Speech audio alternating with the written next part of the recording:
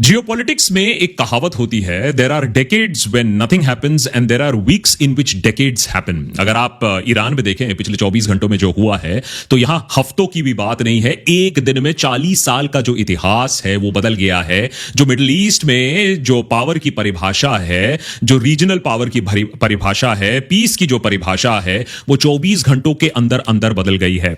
खबर तो यही है कि आयतुल्लाह खमीनी अब मारे गए हैं। ये कॉन्फर्मेशन अब हमें ईरानियन स्टेट मीडिया से आ चुका है। इसका मतलब क्या है, इसका इंपैक्ट क्या है, हमारा इससे क्या लेना देना है, ये सारी चीजें हैं जिसके बारे में डिस्कस करना बहुत जरूरी है। इसीलिए देशभक्त के आज स्पेशल लाइव एपिसोड में बस 5 मेन सवाल, उसके जवाब हम आज ढूंढने की कोशिश करेंगे, क्योंकि जिस तेजी से मिडिल ईस्ट में सिचुएशन बदल रहा है, उसका जो एको है, उसका जो इंपैक्ट है, वो पूरी दुनिया पर पड़ेगा, भारत पर भी पड़ेगा। सबसे पहला सवाल कि पिछले 24 घंटों में ऐसा क्या हुआ। हमने ऑलरेडी अटैक के बारे में तो ऑलरेडी देशभक्त पे बात कर ली है, लेकिन किस तरीके से, किस लेवल पर मोसाद का इंटीग्रेशन है, ईरानियन सिस्टम में पेनिट्रेशन है कि जिससे खमीनी को मार गिराया गया, ये क्या हुआ है 24 घंटों में, ये समझना बहुत जरूरी है। उसके बाद हम समझने की कोशिश करेंगे कि उनकी मौत से इतना क्या इंपैक्ट पड़ता है, क्या है ये जो सिस्टम बनाकर रखा है ईरान में, जो प्रेसिडेंट के ऊपर भी एक पायदान होता है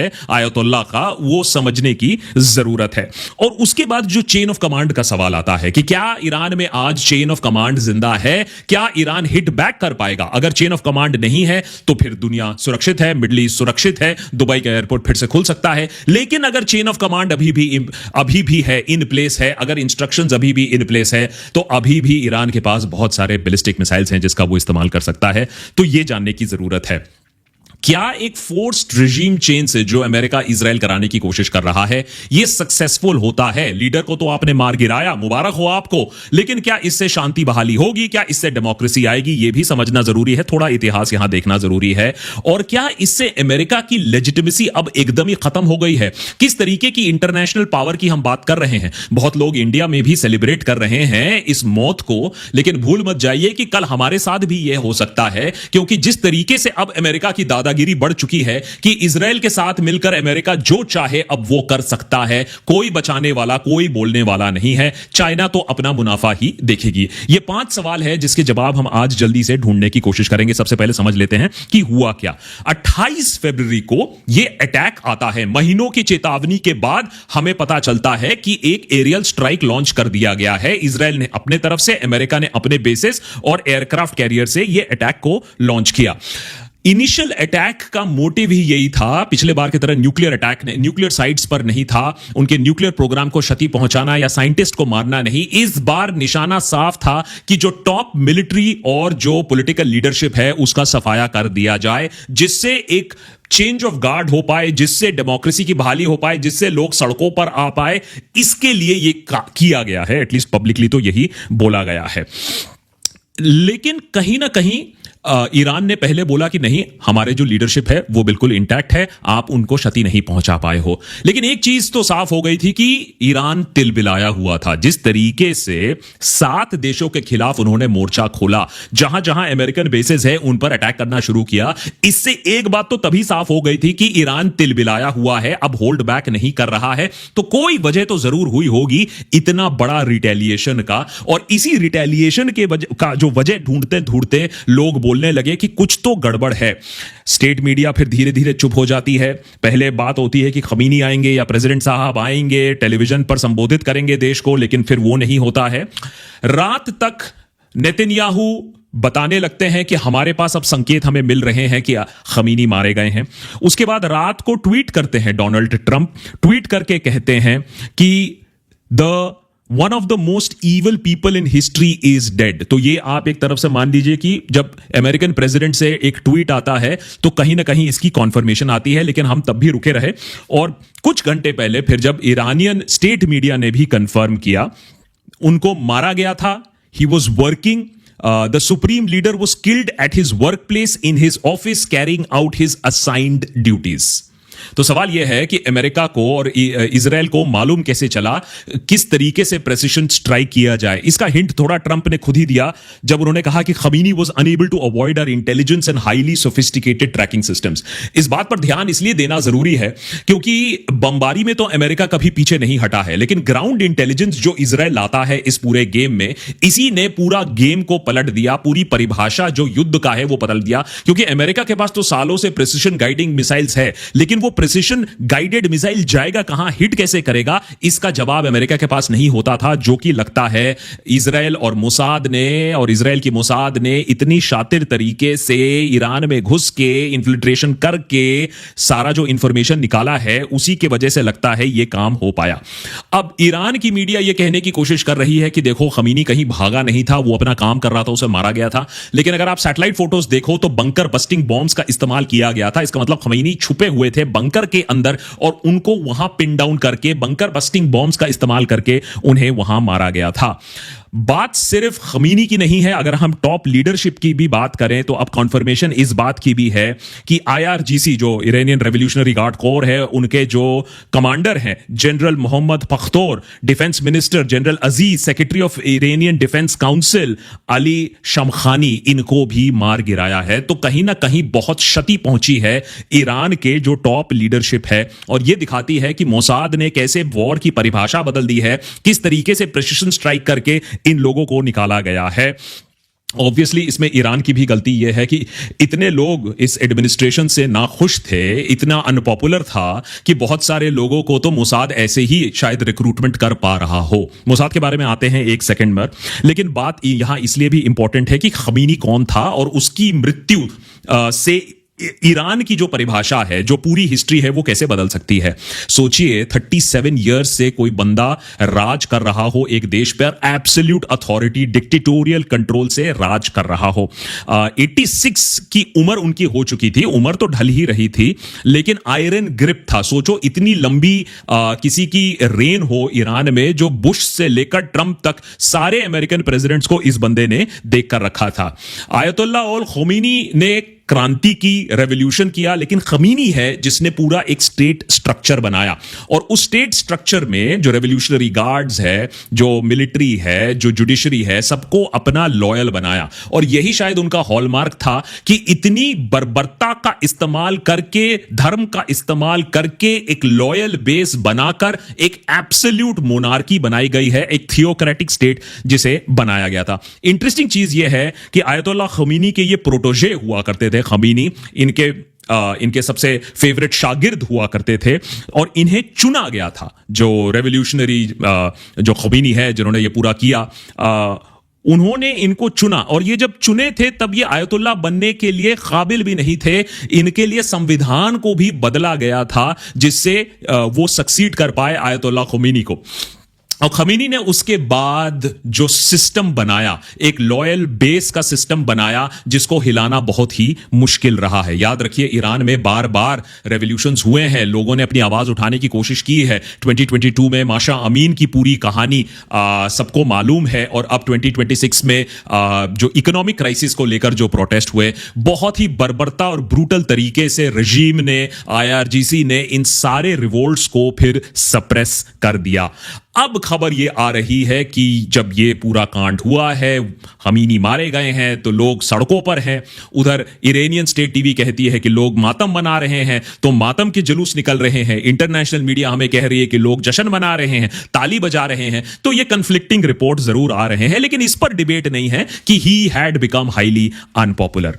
अब आते हैं सबसे इंपॉर्टेंट सवाल पर, क्या खमीनी के मारे जाने पर चेन ऑफ कमांड अब खत्म हो चुका है? तो वॉर अब खत्म हो चुका है, दुबई का एयरपोर्ट खुल सकता है, स्ट्रेट ऑफ हॉर्मुज अब खुल जाएगा, शिपिंग लेन्स फिर से चालू हो जाएंगी, लोगों के सर पर अब मिसाइल्स नहीं बरसेंगी। ईरान को दूसरे कोई अफ्रीकन स्टेट के तरह या कोई और मिडिल ईस्ट छोटे देश के तरह मत देखिएगा।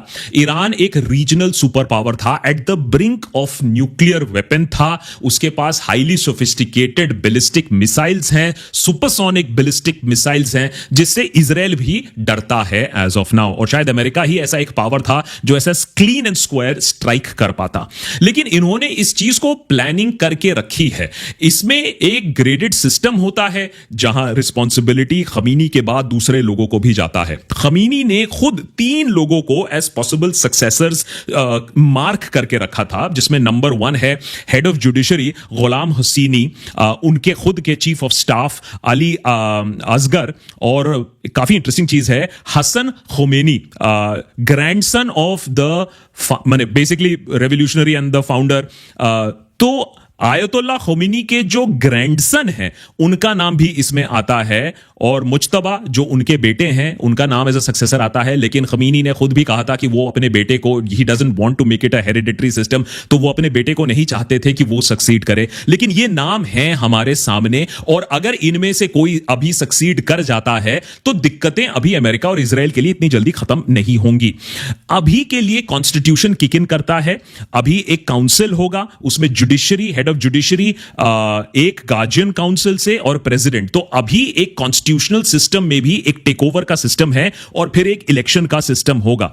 सबसे चिंताजनक चीज यह है कि खमीनी जानते थे कि उनको टारगेट किया जाएगा, तो उन्होंने एक छोटे ग्रुप ऑफ जनरल्स को इस बात की अनुमति दे के रखी थी कि उनके एब्सेंस पर वो क्या कार्यवाही करें। उनको इंडिपेंडेंस दे के रखा था, उनको राइट ऑफ कंट्रोल दे के रखा था। तो ये बहुत इंटरेस्टिंग होगा कि क्या ये मिसाइल स्ट्राइक्स अभी भी कैरी ऑन रहेंगे, क्योंकि देखिए ईरान अभी एक डेस्परेट स्टेट में है, और एक डेस्परेट देश कुछ भी कर सकता है। तो जब तक ना ये पूरा का पूरा सिस्टम चुरमुरा जाता है, इन लोग अपने वेपन्स का इस्तेमाल करेंगे, जो कि हमने दुबई पे ऑलरेडी देख लिया है। दुबई को स्पेसिफिकली टारगेट इसलिए किया जा रहा है क्योंकि वो एक सॉफ्ट टारगेट है, और उससे इंटरनेशनल प्रेशर काफी ज्यादा बढ़ता है अमेरिका के ऊपर। तो ये हथकंडे वो भी अपना रहे हैं इस समय।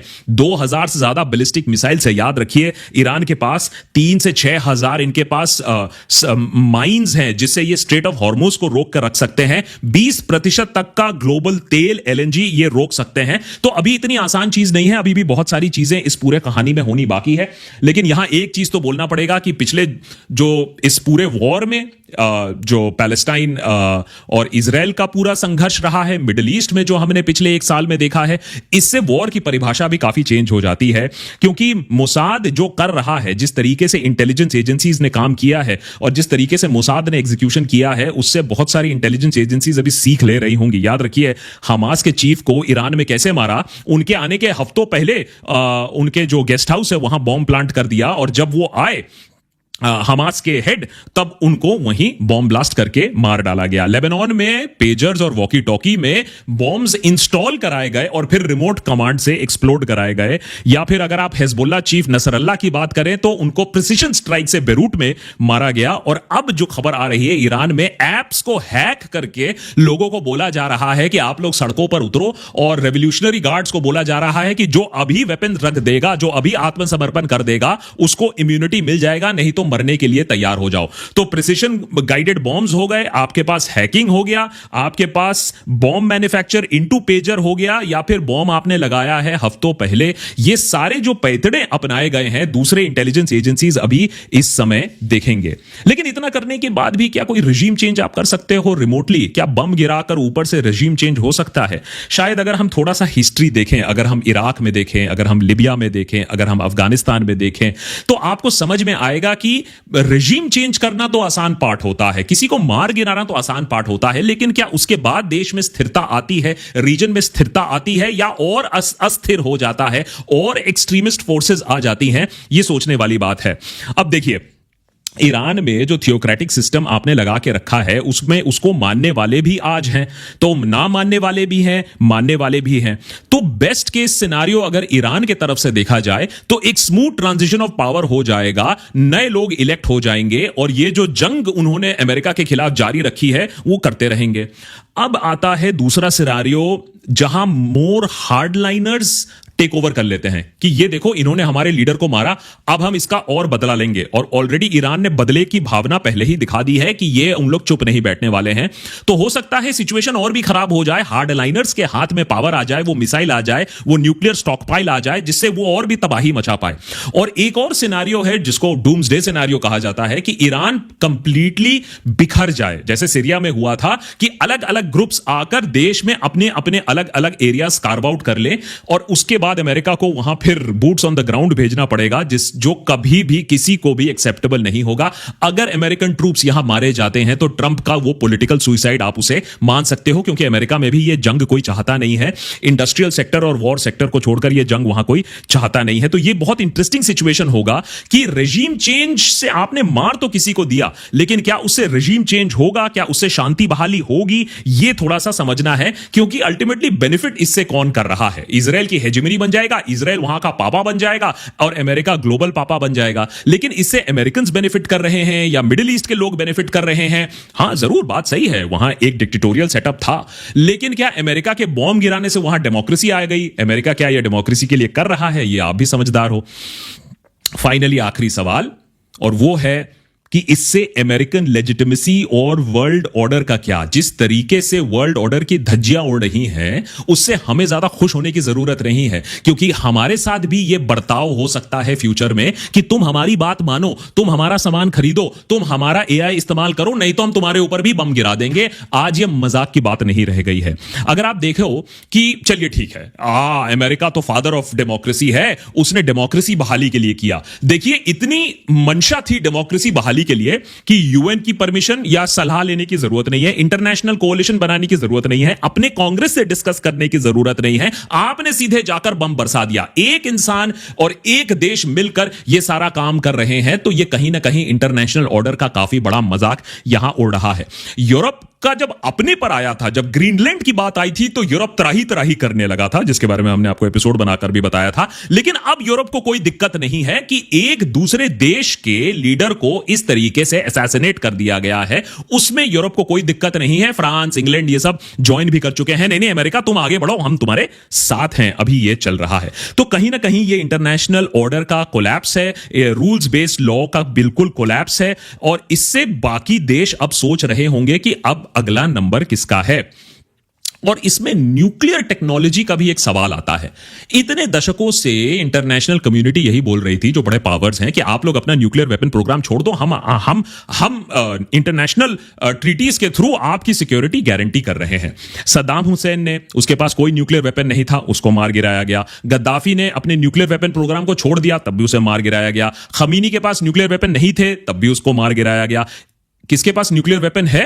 किम जोंग उन के पास न्यूक्लियर वेपन है, लेकिन वहां अमेरिका कोई डेमोक्रेसी बहाली नहीं चाहता है, वहां अमेरिका न्यूक्लियर वेपन्स रोकना नहीं चाहता है।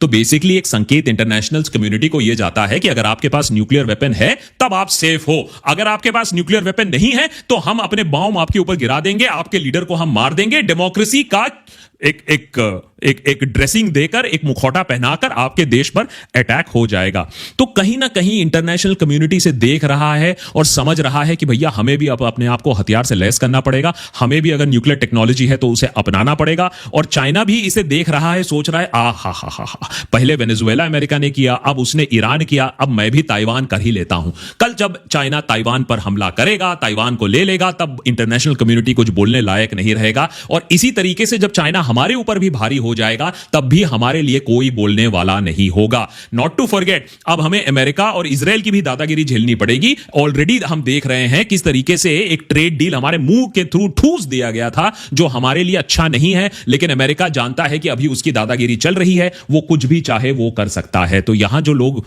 ये जो अटैक का मजाक उड़ा रहे हैं और खूब मजे ले रहे हैं, मैं उनको ये बता दूं कि ये अब दूसरे देशों के साथ भी होगा।